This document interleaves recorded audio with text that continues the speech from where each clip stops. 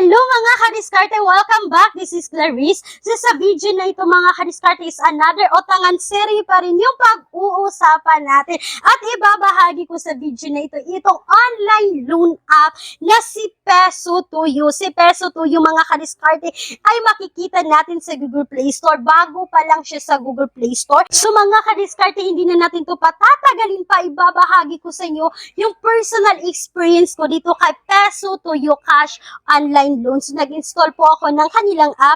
Ang sabi dito sa kanilang platform, mga kadiskarte, is kailangan po kayo ay 18 years old and above, a Filipino citizen, tapos may isang valid ID. So mga kadiskarte, yung loan amount pwede dito mga kadiskarte is up to 300,000 pesos. Totoo kaya ito mga kadiskarte. So, nag-install ako ng kanilang app. So, kailangan po nilang i-access yung ating location, yung camera, so yung storage natin, yung app list natin mga kadiskarte. Kailangan po nating maglagay dito ng ating active mobile number kasi magsisend sila ng OTP code.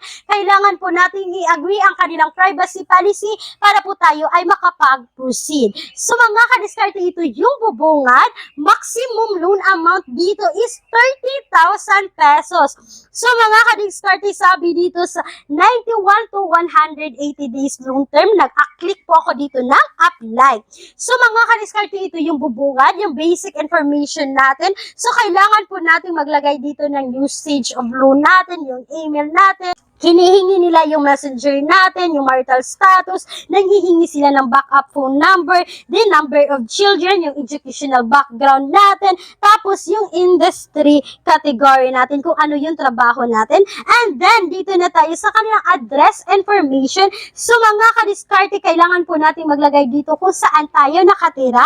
And then, mga kadiskarte, is dito na tayo sa kanilang contact information. So, si Peso Tuyo, mga kadiskarte, is hihingi po ng 5 contact person. Mag-ingat po kayo dito mga kadiskarte kasi alam niyo naman, natatawagan din sila kapag hindi tayo nakabayad on time. So mga kadiskarte, proceed na tayo dito sa kanilang authentication. So nanghihingi po sila dito ng valid ID. Yung mga valid ID na pwede dito is UMID, SSS, TIN, passport, driver's license, voter's ID, GSIS card, at yung national ID. So mga kadiskarte, pagkatapos yung mamili dyan is kailangan nyo po maglagay dito ng ID number at yung pangalan ninyo, yung middle name, yung last name, at yung gender natin. So pagkatapos dyan mga kadiskarte is ito yung bubungad din. References. So, si Peso Tuyo manghihingi po ng payslip, other work photo, kung kayo ay may business, is business permit or other business information. And then po mga kadiskarte, ito po ay optional lamang. Pwede nyong lagyan, pwedeng hindi. So mga kadiskarte, is ito agad yung bubungad. After that mga kadiskarte, hindi pa po ako nakapag-select dito ng amount. Hindi pa po ako nakapag-select dito ng withdrawal info nila. So ito agad yung bubungad. Please wait patiently. The audit result is expected to be given in 24 hours. So mga kadiskarte, yun po si Peso Tuyo. Hindi pa nga po ako nakapag-select dito ng loan amount. Hindi pa nga po ako nakapag-select dito ng disbursement channel mga kadiskarte.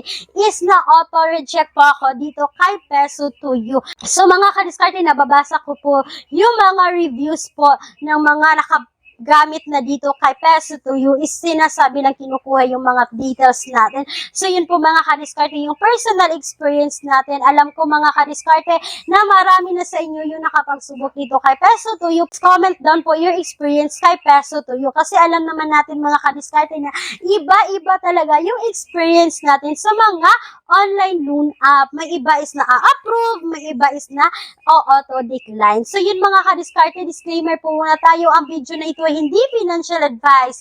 Nasa sa inyong makamay ang desisyon sa pag-utang.